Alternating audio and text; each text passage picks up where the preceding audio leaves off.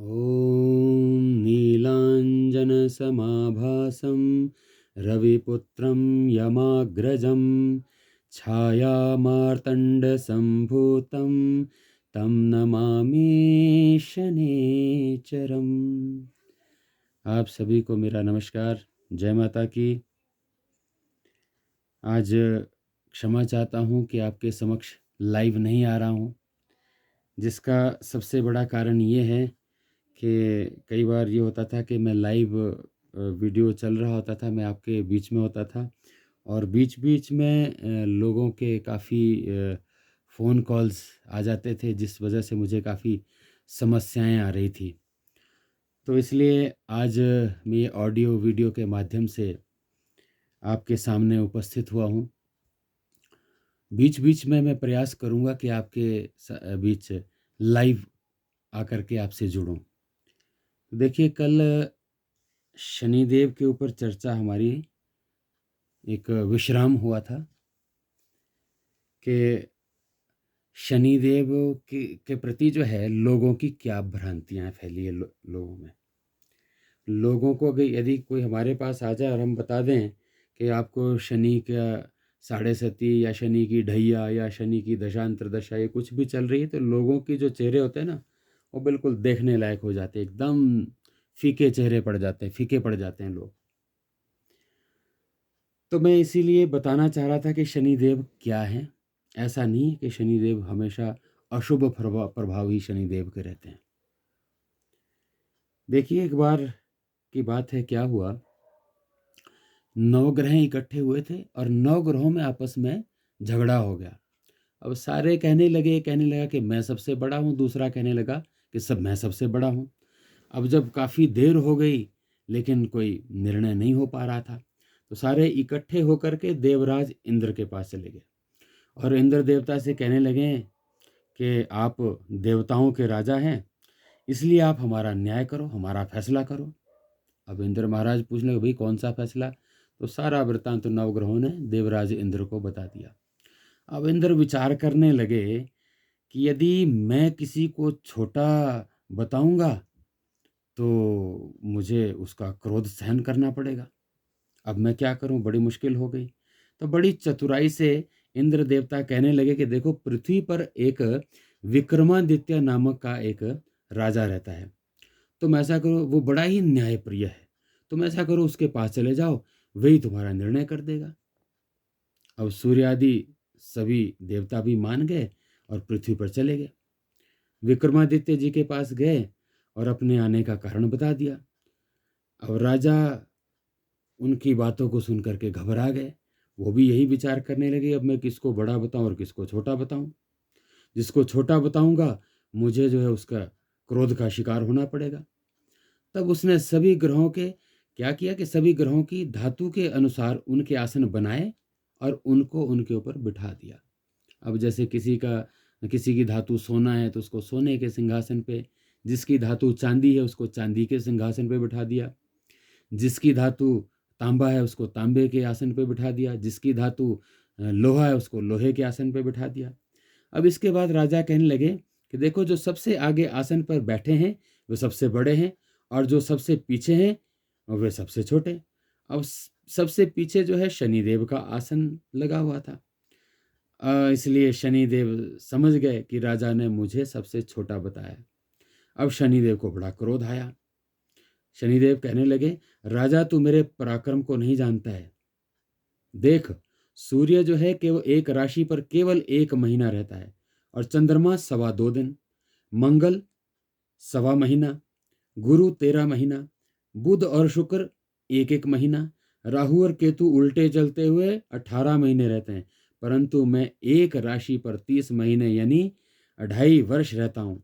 बड़े से बड़े देवताओं को भी मैंने बहुत भयानक दुख दिए हैं।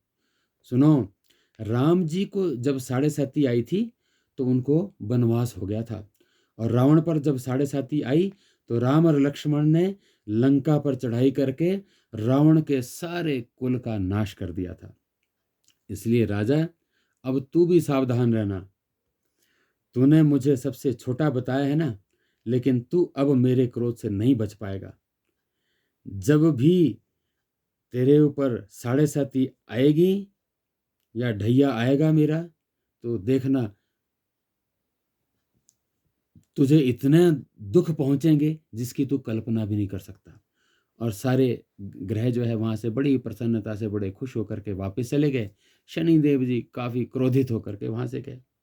एक दिन क्या हुआ, जब राजा पर साढ़े साती आई तो राजा घोड़े पर बैठा और राज्य से निकल गया। उसकी बुद्धि ऐसी भ्रष्ट हो गई कि वह रास्ता भटक गया और कहीं और ही पहुंच गया। वहां एक सेठ के यहाँ पहुंचा और सेठ ने जो है चोरी के आरोप में उसको बंदी बना लिया। अब बंदी बनने के बाद उसको कार्यभार दिया कि तू तेली के यहाँ पर जो है कोल्लू पर बैठ करके बैल हाँकता रहेगा। बस इसी प्रकार जब बहुत अपना 7.5 वर्ष जब बीत गए तो साढ़े साती जब समाप्त हुई तो एक दिन राजा जो है रात को मल्हार राग गा रहा था, जिसे सुन करके राजा के जो उस राज्य का राजा था उसकी कन्या उस पर मोहित हो गई और उससे उसने विवाह कर लिया। तब रात में शनिदेव ने विक्रमादित्य को स्वप्न में आकर के बताया कि तुमने जो दुख भी तुमने उठाए हैं उसका कारण यही था कि तुमने उस दिन मुझे सबसे छोटा बताया था। विक्रमादित्य ने अपनी भूल पर शनिदेव से क्षमा मांगी कि हे शनिदेव, मैं अपनी भूल पर शर्मिंदा हूँ, मैं बार बार आपसे क्षमा चाहता हूँ, कृपा करके आप मुझे क्षमा करें। इस प्रकार अनेकों प्रकार से शनिदेव की स्तुतियाँ की। शनिदेव विक्रमादित्य पर प्रसन्न हो गए। तब राजा ने शनिदेव से प्रार्थना की कि जैसा दुख आपने मुझे दिया है, आप ऐसा दुख किसी भी संसारी व्यक्ति को नहीं देंगे आज के बाद। तो शनिदेव ने भी मुस्कुराते हुए कहा, जैसी तुम्हारी इच्छा, मैंने तुम्हारी प्रार्थना स्वीकार की है, आज से ऐसा ही होगा। जो मनुष्य मेरी कथा को सुनेगा, पढ़ेगा और जो नित्य सायंकाल के समय मेरा ध्यान करेगा, चींटियों को आटा डालेगा और हनुमान जी को तेल सिंदूर चढ़ाएगा, मैं उसे किसी भी प्रकार का दुख नहीं दूंगा। अब ये हनुमान जी के का नाम क्यों लिया यहाँ पे शनि देव ने? एक समय की बात है कि शनिदेव की पत्नी किसी कारणवश शनिदेव से क्रोधित हो गई। क्रोधित होने पर उसने श्राप दे दिया शनिदेव को कि आज के बाद तुम्हारी दृष्टि जो है वो क्रूर रहेगी, निम्न दृष्टि, अधोदृष्टि रहेगी। अब श्राप तो दे दिया, लेकिन बाद में बड़ा पछतावा हो गया, अब मैं क्या करूं। भोलेनाथ जी का ध्यान किया। अब भोलेनाथ जी प्रकट हो गए, देवी तुम चिंता मत करो, ये तुमने अपनी मर्जी से नहीं कहा, ये विधि का विधान है, तुम चिंता मत करो। एक बार क्या हुआ कि रावण ने सारे नवग्रहों को बंदी बना लिया और शनि इनको उल्टा लटका दिया। सीता माता की खोज करते करते जब हनुमान जी वहां पे पहुंचे तो हनुमान जी ने देखा कि अरे शनिदेव उल्टे लटके हैं। तो जैसे ही उनके पास गए, उन कारण जाना, तो शनिदेव ने कहा कि हनुमान जी, आप एक बार मेरी, रावण ने जो है मेरी शक्तियों को किलित कर दिया है, आप इस किलन को खोलो और फिर देखो, मैं अपनी क्रूर दृष्टि से रावण के पूरे राज्य को विध्वंस कर दूंगा, पूरे राख बना दूंगा। हनुमान जी ने जो है जैसे ही उसके किलन को खोला, तब शनिदेव ने प्रसन्न होकर के कहा कि हे हनुमान जी, आज के बाद जो भी कोई आपको सिंदूर तेल चढ़ाएगा और नित्य प्रति मेरा ध्यान करेगा, चींटियों को आटा डालेगा, उस पर मैं बहुत प्रसन्न रहूंगा, कभी भी क्रोधित नहीं होऊंगा। मैं उसके प्रति, मेरी दृष्टि जो है वो सौम्य दृष्टि रहेगी, ये मैं आज से वचन देता हूँ। हनुमान जी वहां से चले गए। तो उसी समय शनिदेव ने लंका पर अपनी दृष्टि डाली और जिसके प्रभाववश जो है एक समय भगवान राम और लक्ष्मण जी आए और उन्होंने समूल लंका रावण का जो है नष्ट कर दिया, नाश कर दिया। तो ये शनिदेव की कथा, शनिदेव ने स्वयं कहा कि जो मेरी इस कथा को सुनता है उस पर मैं हमेशा अपनी कृपा बनाए रखता हूँ, उस पर हमेशा प्रसन्न रहता हूँ।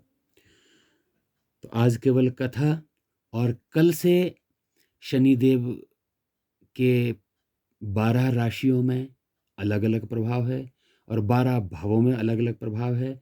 किस राशि में और किस भाव में शनि देव के होने के क्या उपाय हैं, उनके शनिदेव के क्या प्रभाव है और उन प्रभावों से दुष्प्रभावों से बचने के लिए क्या उपाय करने चाहिए, इस पर चर्चा होगी। आज के लिए केवल इतना। नमस्कार।